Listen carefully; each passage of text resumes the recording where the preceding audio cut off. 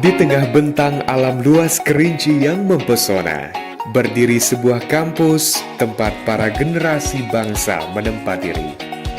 Institut Agama Islam Negeri YIN Kerinci terletak di Provinsi Jambi, tepatnya di kota Sungai Penuh.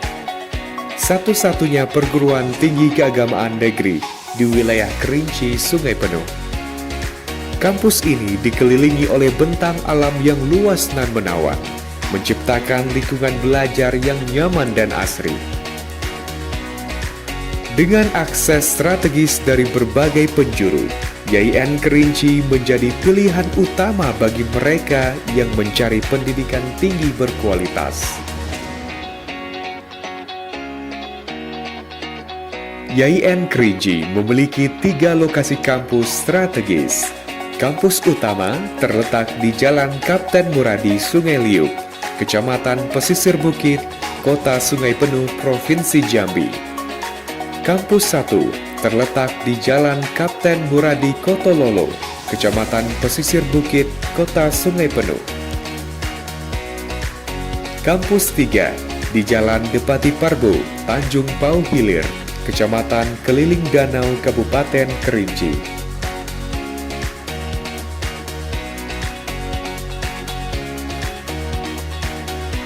Kampus YIN Kerinci memiliki 4 fakultas yang menawarkan berbagai program studi. Fakultas-fakultas tersebut meliputi Fakultas Syariah dengan 4 program studi,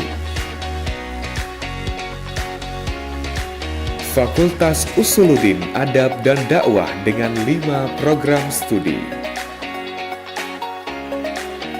Fakultas Tarbiyah dan Ilmu Keguruan dengan 11 program studi, Fakultas Ekonomi dan Bisnis Islam dengan 4 program studi.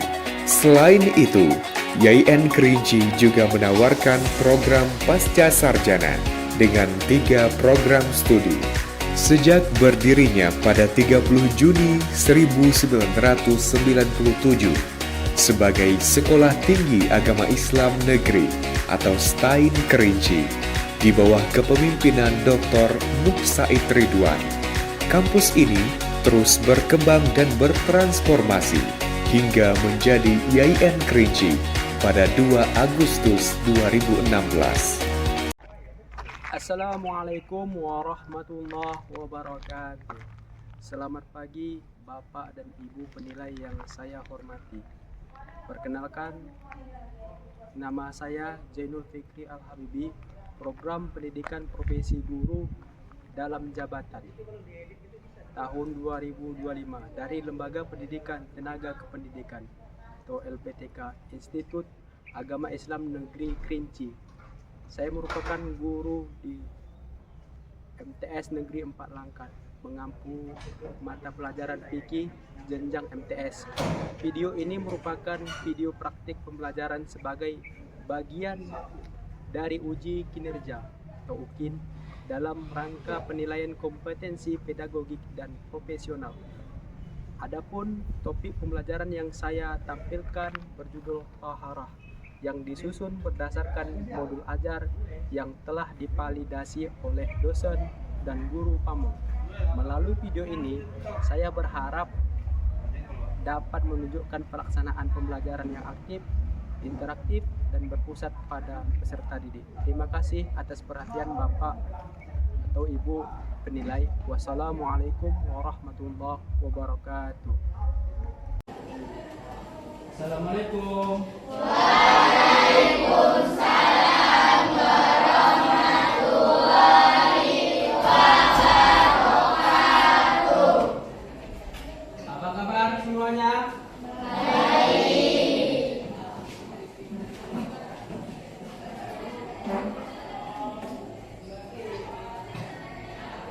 Nah, sebelum memulai pembelajaran hari ini, alangkah baiknya kita doa terlebih dahulu.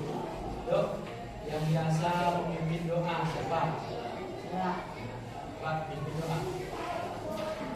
Bismillahirrahmanirrahim. Alhamdulillahi rabbil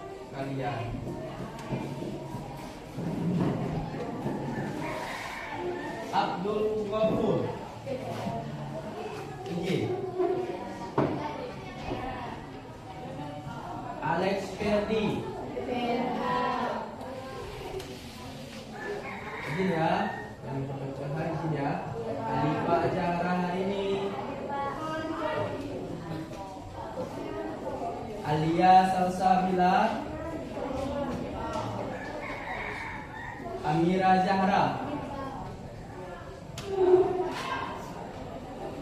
Ajam Arkana Depadi, Delsia Silvani Salsabil, Dara Mutiara, Devania Niken, Diana Salsabila,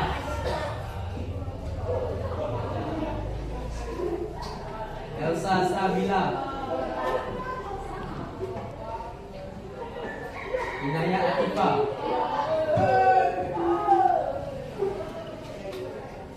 Karina Jelda Anwar, izin ya. Bintang Cahya Mutia,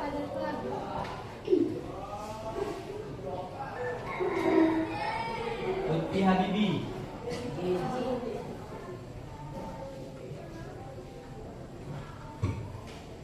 Muhammad Hafiz Munawir, Muhammad Al-Fikri,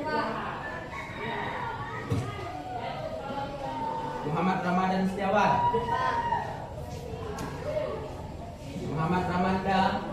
Nah, untuk lebih semangat, Bapak ada espriki. Apa?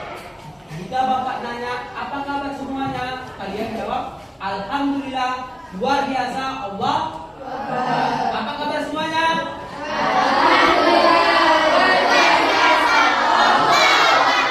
Jadi biar lebih semangat di pembelajaran fikih hari ini.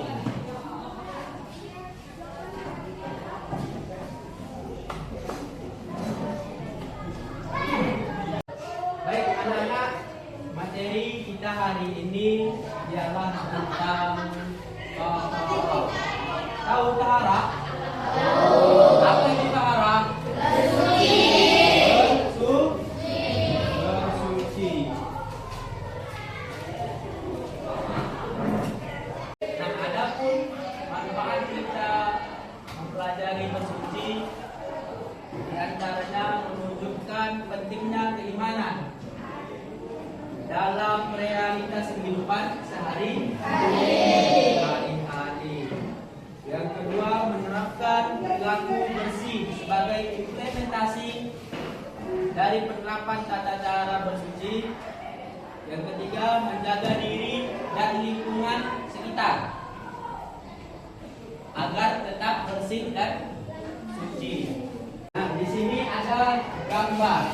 Apa ini? Gambar apa ini? Orang melakukan ibadah sholat. Sholat merupakan rukun Islam yang keberapa? Yang kedua. Pertama, mengucapkan dua kalimat syahadat. Apa bunyinya? Asyhadu an la ilaha illallah wa asyhadu anna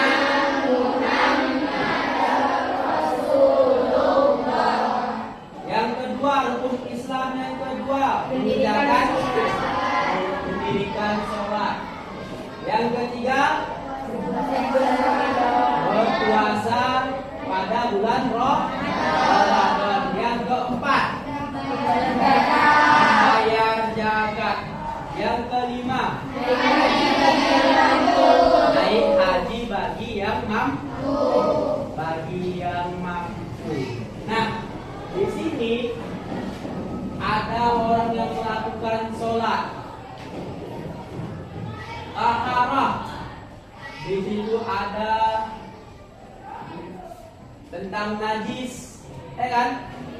Ada najis muka wajah, ada najis muka papa, kan? Ada untuk melakukan kalau sebelum sholat mengambil air. Apa itu? Melakukan wudu. Nah, jadi syarat sah sholat itu harus kita bersuci terlebih dahulu. Harus bersuci dengan cara apa? Dengan cara berwudu. Dengan cara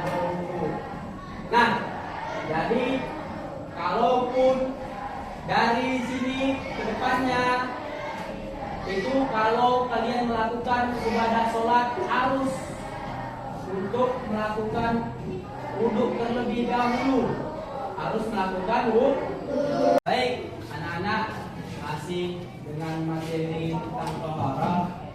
Selanjutnya kita ada melihat sejenak video tentang materi toharoh.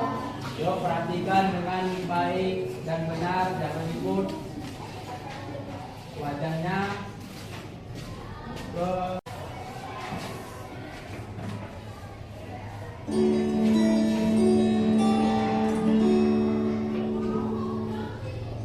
Assalamualaikum, selamat pagi anak-anak.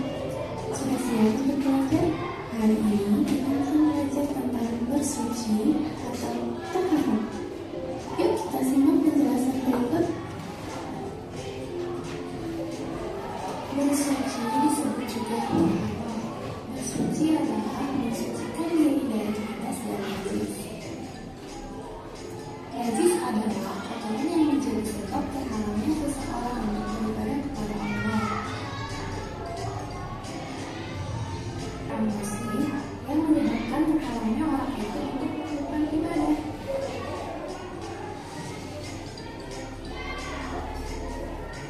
Lalu lanjutkan apa saja alat bersuci atau benda yang digunakan untuk mensucikan diri. Yang pertama yaitu air, ada batu, ada tisu, daun, dan juga kayu. Kita dapat menggunakan benda-benda tersebut untuk bersuci. Macam-macam air untuk bersuci yang lain ada air hujan, air sumur, es batu atau air salju, air sungai, air laut, mata air, dan juga embun.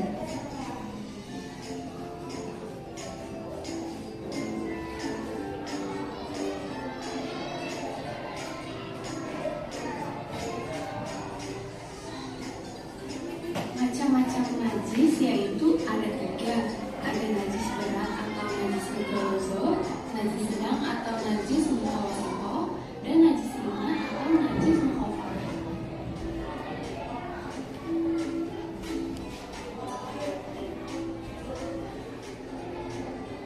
Najis mikrozo yaitu najis yang berasal dari hewan anjing dan babi. Misalnya kita terkena darah atau air liurnya. Nah, cara mencucikannya yaitu dibersihkan dengan air yang suci sebanyak 7 kali, yang satu kalinya dicampur dengan tanah yang suci. Lalu ada najis mutawasito. Najis mutawasito yaitu najis pertengahan atau najis selain mutawazzo dan mutawaffa. Contohnya kotoran manusia, hewan, tanah, muntah, dan bangkai binatang. Cara mensucikannya yaitu dengan membersihkan najis tersebut hingga hilang rasa, bau, dan warnanya. Lalu ada najis mukhaffafa atau najis yang paling ringan, yaitu berupa air kencing bayi laki-laki yang umurnya kurang dari 2 tahun dan belum makan apa-apa selain ASI. Cara mensucikannya hanya dengan memercikkan air di atasnya hingga bersih, meskipun bukan di air mengalir.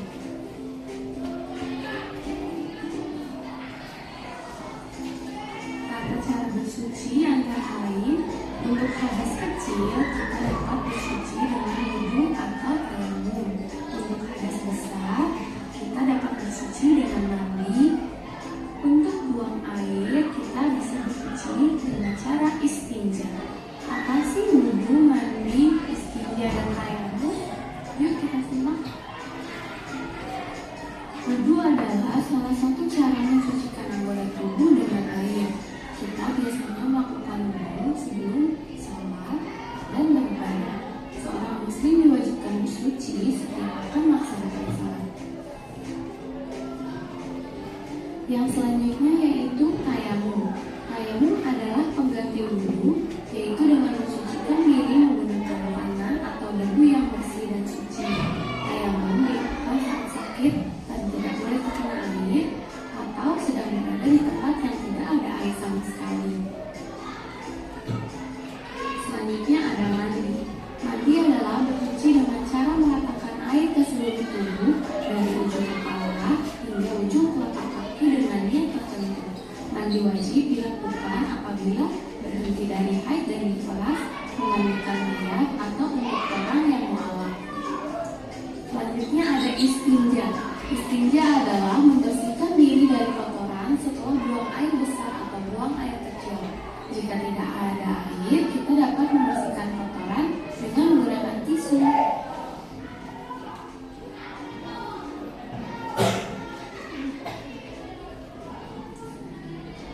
Adab buang air. Yang pertama, gunakan kaki kiri saat masuk kamar kecil sambil membaca doa Allahumma inni a'udzubika minal khubuthi wal khaba'ith. Artinya, ya Allah, aku berlindung padamu dari syaitan laki-laki dan perempuan. Adab yang kedua yaitu gunakan kaki kanan saat keluar kamar kecil sambil membaca doa Alhamdulillahilladzi adhaba anil adza wa afani. Artinya, segala puji bagi Allah yang telah menghilangkan kotoran dariku dan menyehatkanku. Yang ketiga, gunakan alas kaki ketika masuk kamar kecil, lalu beristinjalah sampai bersih. Yang kelima, gunakan tangan kiri ketika beristinja. Yang keenam, selesai beristinja, bacalah doa. Gimana sih doanya? Allahumma hasan farzi minal fawaisi wa zakhir qalbi minan nafaki. Artinya, ya Allah, sucikanlah hatiku dari perbuatan munafik dan peliharalah kemaluanku dari segala kekejian. Lalu selanjutnya ada manfaat bersuci. Manfaat bersuci antara lain yang pertama menjaga kesehatan, lalu menjaga kebersihan, terhindar dari penyakit, dan hidup kita akan selalu bersih. Jangan lupa ya untuk selalu bersuci dan memperhatikan adab saat kita buang air. Lalu hafalkan juga doa keluar kamar mandi, masuk kamar mandi, dan doa beristinja. Jangan lupa untuk selalu menjaga kebersihan karena kebersihan bagian dari ilmu. Terima kasih. Nah, tadi sudah melihat video materi pembelajaran kan. Di sini setelah melihat video itu ada tidak yang ingin bertanya? Di antara kelompok 1, kelompok 2, kelompok 3, kelompok 4. Mewakili. Menanya. Ya. Sebutkan nama dan dari kelompok berapa. Kami dari kelompok 3 yang bertanya, apa pengertian dari Sahara? Nah, tadi ada yang menanya apa pengertian taharah. Berarti dia tadi waktu melihat video agak ngabung bagaimana ya kan, makanya menanya kembali. Nah, sebelum Bapak yang menjawab, adakah dari kelompok 3 kah, 4 kah, kelompok 2 kah, kelompok 1 kah yang bisa, yang berani ataupun yang tahu tentang pengertian taharah? Silakan. Menurut istilah, taharah adalah membersihkan diri, pakaian, tempat, dan benda-benda lain dari najis dan hadas menurut cara-cara yang ditentukan oleh syariat Islam. Nah, bagaimana untuk kelompok 3 tadi yang bertanya ya kan? Jawaban dari kelompok 2 kurang puas kah? Sudah puas kah? Bagaimana? Kan tadi dari kelompok 3 yang bertanya tentang pengertian taharah sudah dijawab mewakili dari kawan-kawannya dari kelompok 2. Adakah dari kelompok yang lain selain kelompok 3 yang ingin bertanya lagi? Oke, silakan sebutkan nama dari kelompok berapa. Dari kelompok 2 yang bertanya, apakah taharah itu sangat penting dalam kehidupan manusia, Pak? Nah, tadi pertanyaan dari kelompok 2 mengenai apakah penting taharah ini bagi kehidupan manusia atau kehidupan sehari-hari. Adakah yang bisa menjawab? Karena kebersihan itu sangat penting bagi kehidupan sehari-hari. Karena bagi kesehatan juga, apalagi untuk dan juga kebersihan adalah bagian dari ibadah.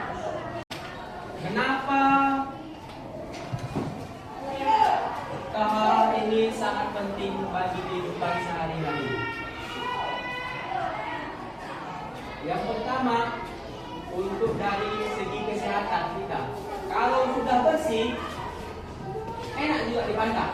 Kan gitu nih, enak dilihat. Coba kita lihat orang yang kotor, apa yang di sekitar yang di luar, apa itu?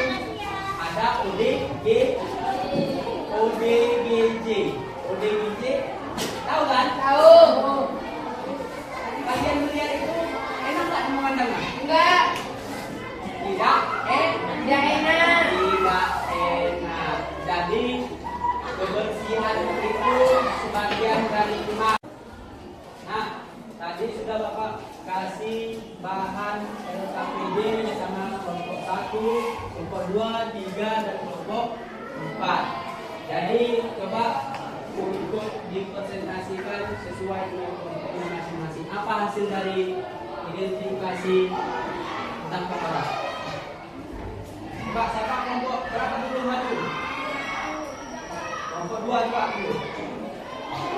Coba.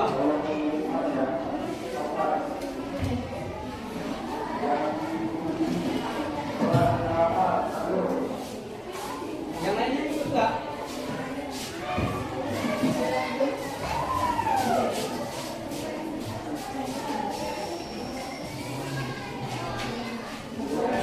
Assalamualaikum warahmatullahi wabarakatuh. Kami dari kelompok 2 ingin mempresentasikan hasil dari pengertian tahara. Tahara menurut istilah adalah membersihkan diri, pakaian, tempat, dan benda-benda lain dari najis dan hadas menurut cara-cara yang ditetapkan oleh syariat Islam. Kegiatan bersuci dapat dilakukan dengan berwudu, tayamum, istinja, mandi, dan bersuci membersihkan badan, pakaian, dan tempat. Misalnya, hasil dari Sikandi, kami ucapkan Assalamualaikum warahmatullahi wabarakatuh.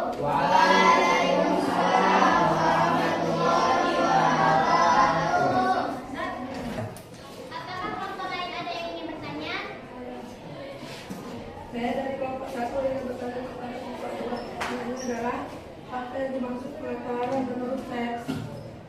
Tahara berasal dari bahasa Arab yang artinya bersih, kebersihan, atau bersuci. Sedangkan menurut istilah adalah membersihkan diri, pakaian, tempat, dan benda-benda lain dari najis dan hadas menurut cara-cara yang ditentukan oleh syariat Islam. Bagaimana menurut bicaranya? Apakah puas? Apakah teman-teman yang lain ingin bertanya tentang diskusi kami? Ada yang lain? Apakah ada yang lain bertanya? Tentang tahara mewakili dari kelompok 2? Tidak ada? Nah, tidak ada. Kalau tidak ada, kami akhiri dengan Assalamualaikum warahmatullahi wabarakatuh. Waalaikumsalam. Ya, kasih aplaus untuk kelompok 2. Baik, selanjutnya tadi udah kelompok 2 mewakili, udah presentasi. Nah, berikutnya kelompok 3 Bapak harap untuk mempresentasikan hasil diskusinya tadi.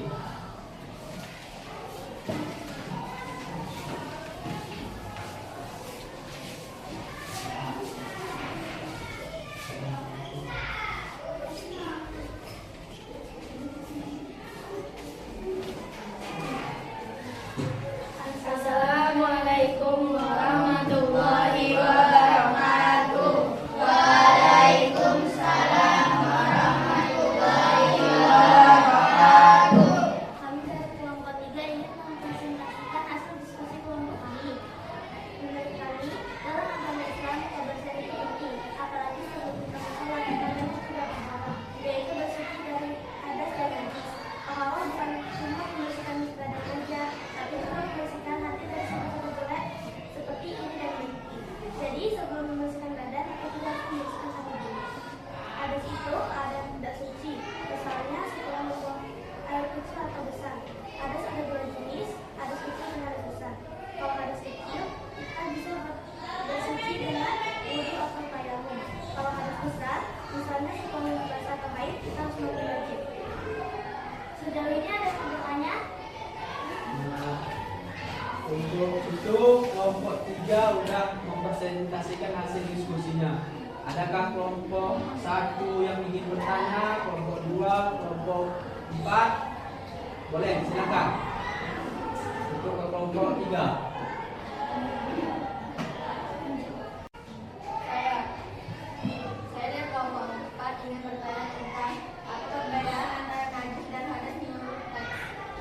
Najis adalah kotoran yang bisa membatalkan sholat, tapi tidak bisa membatalkan wudhu.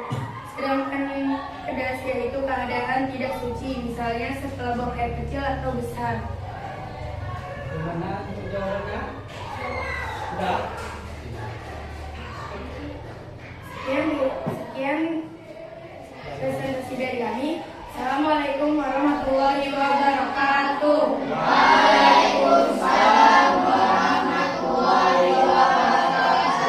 Kasih aplaus untuk kelompok 3. Nah, hal ini sangat penting bagi kehidupan sehari-hari. Oleh karena itu, kita sebagai umat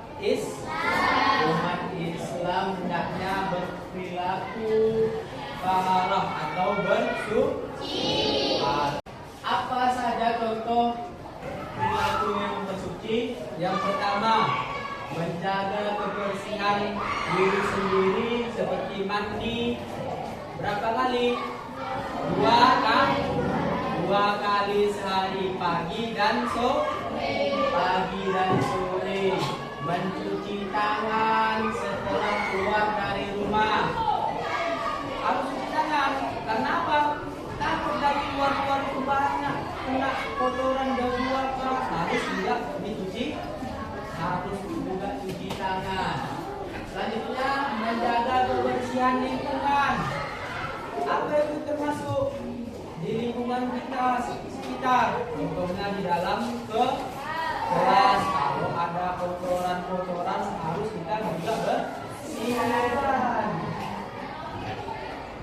Setelah itu, menjaga kebersihan rumah atau pondok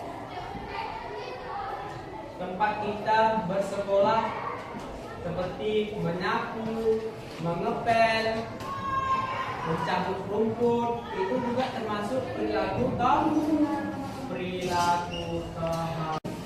Nah, mengingat waktu juga kita sudah bel pergantian jam, maka Bapak ingin menutup pembelajaran kita dengan mengucapkan hamdalah. Sebelum mengucapkan hamdalah, untuk materi minggu depan pertemuan selanjutnya ialah tentang alat-alat bersuci. Yuk kita sama-sama membacakan bacaan hamdalah. Alhamdulillahirabbil alamin.